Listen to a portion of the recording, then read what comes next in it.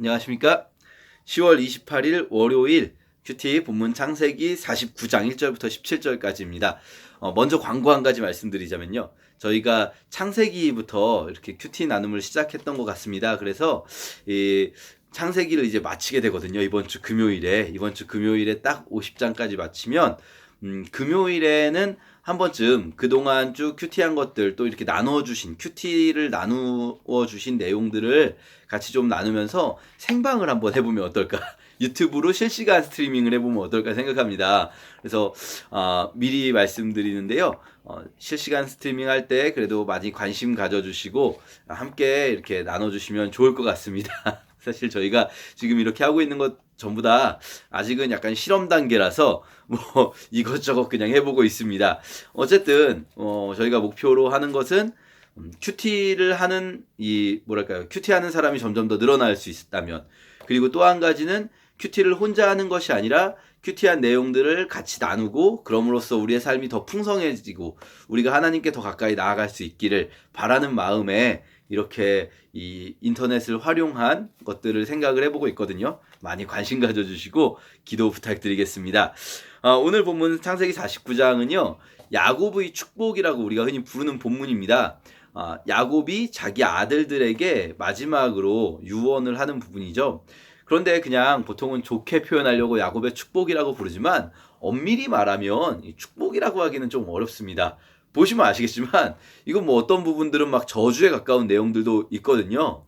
그러니까 이것은 야곱의 축복이라기보다는 그냥 야곱의 유언 혹은 야곱의 예언이라고 말하는 게 적절합니다. 야곱이 지금 앞으로 일어날 일을 너희에게 알려주겠다라고 말하거든요. 정확히 말하자면 예언인 거죠. 그런데 이 예언이라는 것, 성경에서 우리가 예언이라는 것을 말할 때는요, 꼭 앞으로 일어날 일을 이야기하는 것이라기보다는 지금 그들을 향한 하나님의 마음이기도 해요. 그래서 예언이 꼭 어떤 우리가 생각하는 점 치는 것처럼 그런 식으로 무조건 이루어지는 것은 아닙니다. 예를 들면 요나의 예언 같은 경우 니느웨 멸망을 예언했지만 니느웨가 회개함으로써 멸망하지 않았죠. 그러니까 지금 상태에서 하나님의 그들을 향한 마음이다. 그들을 향한 하나님의 계획이다, 뜻이다 생각하면 될 것 같습니다. 이 12아들들 쭉 이름이 나오면서 한 명씩 예언을 하게 되는데요. 먼저 르우벤 같은 경우는 앞에서 있었던 사건을 다시 한번 이야기하게 되죠. 르우벤이 서무 빌하와 통간하였던 사건, 아버지의 침소를 더럽혔던 것, 그때는 사실 야곱이 별 말 없이 넘어간 것처럼 돼 있었지만 그 문제는 사실 결코 용납할 수 없는 문제죠. 그래서 르우벤은 장자이지만 장자의 권한을 갖지 못할 것이다 라고 야곱이 이제 유언을 남깁니다. 그러니까 르우벤이 첫째지만 너에게 장자의 권한을 주지 않겠다라고 선언하는 거라고 할 수 있고요. 두 번째, 세 번째인 시므온과 레위는요, 여기 보면 그들의 폭력을 문제 삼거든요. 그런데 그들이 폭력을 쓴 일이 언제 있었는가? 여기에 좀 독특한 표현이 시므온과 레위는 형제다라고 나오거든요. 이 형제라고 번역된다는 좀 이상한 게 사실 시므온하고 레위만 형제가 아니라 이 12아들이 다 형제 아니겠습니까? 그런데 왜 이 둘만 형제라고 표현했는가? 형제라기보다는 여기서는 그들이 한 일당이다. 그들이 한 패거리다. 이렇게 보는 게 적절합니다. 왜냐하면 시므온과 레위가 앞에서 자기들의 누이 딥나가 강간당했을 때 이 세겜 족속을 멸하는 일에 가장 앞장섰던 두 사람이거든요. 이 사람들이 이 둘이서 작당을 해서 이 한 부족을 아예 멸절시켜버린 아주 잔인한 일을 했었습니다. 그때도 우리 묵상할 때 35장 묵상할 때도 말씀을 드렸었지만 여기 보면 이렇게 나와 있어요. 그들은 분노로 사람을 죽이고 재미로 소의 발목 힘줄을 끊었다. 이렇게 나오거든요. 그들은 분노로 사람을 죽였다고 합니다. 사실 시므온하고 레위 입장에서는요, 이 말을 들었을 때 아니요, 저희는 저희의 개인적인 분노 때문에 그런 게 아닙니다. 저희는 저희 여동생이 강간당한 일에서 정말 정당하게 이 불의한 일을 바로잡고 정의를 바로 세우고자 한 일입니다라고 항변했을 수도 있을 것 같아요. 그들 입장에서는 그렇게 말할 수 있죠. 이 강간당한 여동생을 위해서 우리가 정의를 행한 거다. 이 정의의 응징을 내렸다라고 말할 수도 있겠지만 분명히 성경은요. 사실 그 부분에서 사실 이 지금 나오는 야곱의 예언은 야곱 개인의 말이라기보다는 이 형식을 볼 때 하나님의 말씀을 전하는 예언의 형식을 띠고 있거든요. 하나님의 뜻은 그들이 자기들의 분노로 그런 일을 했다는 거죠. 정의로움이 아니라. 왜 그럴까요? 우리 이미 35장에서 봤지만요. 이들은 자기들의 여동생이 강간당했을 때 그 여동생을 위로하는 말 한마디를 한 적이 없어요. 여동생을 위해서 어떤 것이 가장 좋은 일일까? 그걸 생각하지도 않았어요. 사실 여동생이 강간당한 일은 너무나 가슴 아프고 안타까운 일이지만 그 일을 위해서 가장 뭐랄까요, 최선의 방법이 그냥 무턱대고 세겜족속을 진멸해버리는 것은, 더군다나 세겜족속의 아무 잘못이 없는 이 뭐 아이들과 또 이런 여성들까지, 세겜족속의 여성들까지도 이렇게 진멸해버리는 그런 문제가 과연 이 자신들의 여동생을 이 뭐랄까요, 그 슬픔을 위로하고 그를 다시 일으켜 세우기 위한 일이었는가? 전혀 그렇지 않아요. 이 35장 본문을 자세히 보면 저희가 그때 봤었는데, 이들이 분노했던 건 여동생 때문이 아니라 자기 가문이 무시당했기 때문인 거죠. 자기 가문이 무시당했기 때문에 이들은 분노했습니다. 그리고 그 분노를 풀 대상으로 세겜족속을 택한 거죠.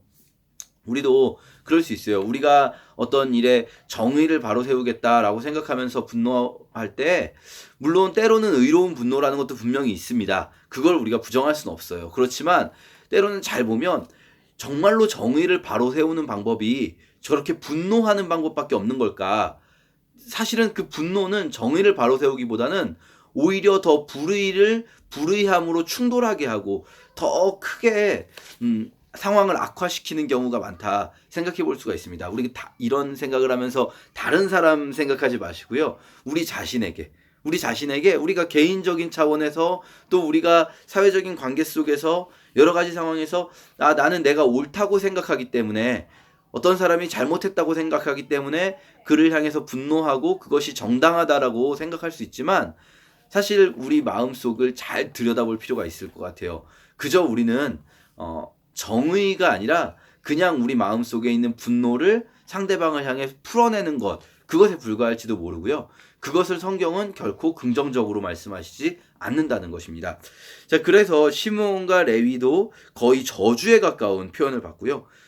네 번째로 나오는 유다는 사실 이 야곱의 예언에서요, 가장 중요한 사람, 분량상으로 봐도 유다와 요셉 둘입니다. 이 축복이라고 부를 수 있는 것은 유다와 요셉 두 사람에게 해당된다고 볼 수가 있죠. 여기 나오는 유다 같은 경우에는 이 통치자가 오시기까지, 여기는 지팡이의 소유자가 오실 때까지 그가 통치자의 지휘봉을 가지고 다스릴 것이며 이렇게 나오는데, 원래 이제 예전 성경엔 실로가 오시기까지라고 나오는데, 실로가 오시기까지 마찬가지 표현이라고 이해하셔도 될 것 같습니다. 진정한 통치자가 오시기 전까지 유다가 이 이스라엘 백성을 다스릴 것이다. 이것은 다윗 왕조를 이야기한다고 보시면 될 것 같아요. 다윗 왕조가 바로 유다 지파거든요. 그래서 유다를 향해서 그런 하나님의 뜻이 또 있고요. 그리고 이어서 스불론과 뒤에 나오는 이사갈도 있습니다. 위에 이제 유다 부분에서 조금 여러분 11절 같은 경우는 이게 무슨 말이지? 라고 생각하실 수도 있는데요. 나귀를 포도나무에 맨다. 암나귀 새끼를 제일 좋은 포도가지에 맨다. 이 말은 무슨 말이냐면요. 포도나무는 그때 당시에 이제 부유함과 풍요의 상징이라고 할 수 있어요. 왜냐하면 이 이스라엘 땅에서 나오는 양식 중에 제일 맛있는 게 포도거든요. 그런데 그 포도나무가지에다가 절대 하지 않는 게, 포도나무가지에다가 이 말이나 나귀를 메어놓지 않습니다. 왜냐하면 포도나무가지에다가 나귀를 메어놓으면 포도나무가지는 하늘하늘거려서 약하거든요. 그럼 포도나무가 부러져 버려요. 그러면 이 가장 귀한 나무가 부러져 버리면 안 되지 않습니까? 만약에 또 열매가 달려있으면 어떻게 될까요? 이 나귀들이 열매를 먹어버리겠죠, 막. 그쵸? 그러면 안 되지 않습니까? 그런데 지금 유다는 포도나무가지에다가 나귀를 메어놓을 것이다. 이 말은 그만큼 이 포도나무가 풍성하고 이 풍족할 것이다. 너무나 풍요로워서 그냥 포도나무가지에다가 나귀를 메어놓을 정도가 될 것이다. 이렇게 유다를 향한 축복이라고 할 수 있습니다. 스불론은 정박한 항구가 되어서 시돈까지 갈 것이다. 물론 시돈을 스불론이 점령을 하지는 않는데요. 이것은 우리가 두 가지로 생각해 볼 수 있을 것 같습니다.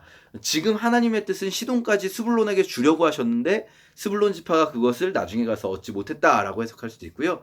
혹은 그냥 여기 나온 말씀이 시돈까지 확장, 이 영토를 점령한다는 뜻이라기보다는 그 지역까지 스불론 지파의 백성들이 살게 된다. 뭐 이렇게 해석할 수 있는데 뭐 크게 그 부분에서 중요할 것 같진 않고요. 그리고 이사갈 같은 경우는 조금 재밌는 표현이 있습니다. 이사갈은요, 좋은 휴식처와 아름다운 땅을 보고 허리를 굽혀, 여기까지 보면 좋은 내용이잖아요. 좋은 휴식처와 아름다운 땅을 봤어요. 그런데 그걸 보고 이들이 허리를 굽혀서 짐을 나르며 종이 되어 섬기리라. 스스로 허리를 굽혀서 스스로 종이 된다는 거예요. 이게 무슨 말일까요? 이거는 이런 표현인 거죠. 말하자면은 정말 풍요로운 곳을 보고 우리는 차라리 이렇게 좋지 못한 땅에서 사느니, 그냥 이 이스라엘의 광야지대에서 사느니, 그냥 우리는 풍요로운 땅에 가서 차라리 남들의 밑에서 일하더라도 거기 가서 살겠다. 우리가 그냥 자발적으로 노예가 되는 길을 택하겠다. 뭐 이런 표현으로 보입니다. 그러니까 이 이사갈 지파에 대한 내용도 사실 약간 좋은 내용은 아니죠. 우리가 또 이런 부분도 생각해 볼 수 있을 것 같아요. 앞에서 우리 이 레위와 시므온의 잘못처럼 이사갈의 잘못도 하나님이 주신 가나안 땅보다 사실 이사갈이 보기에 풍요롭고 비옥한 땅이 더 좋아 보일 수 있었겠지만, 그러나 그 풍요롭고 비옥한 땅에서 살기 위해 남들의 종이 되는 것, 어쩌면 우리가 이 현대사회에서 많이 볼 수 있는 모습일 수도 있을 것 같아요. 우리 자신에게서요. 이런 부분도 묵상할 수 있을 것 같고요. 그리고 단지파 이야기도 있습니다. 오늘 좀 여러 지파들의 내용이 나와서 길었는데요. 우리가 그냥 뭐 이것들을 하나하나 다 내용을 분석하고 해석하기는 어려울 수 있더라도요, 오늘 이렇게 보면서 나는 과연 하나님께서 지금 나를 향해서 지금, 그러니까 앞으로 이게 변할 수 있지만 지금의 내 모습을 보고 하나님 말씀하신다면 하나님은 어떻게 말씀하실까? 그렇다면 나는 어떤 부분을 회개할 수 있을까? 아니면 하나님께서 나의 어떤 부분을 보고 예쁘다고 하실까? 이런 것들 묵상해보는 오늘 하루가 되면 참 좋겠습니다. 감사합니다.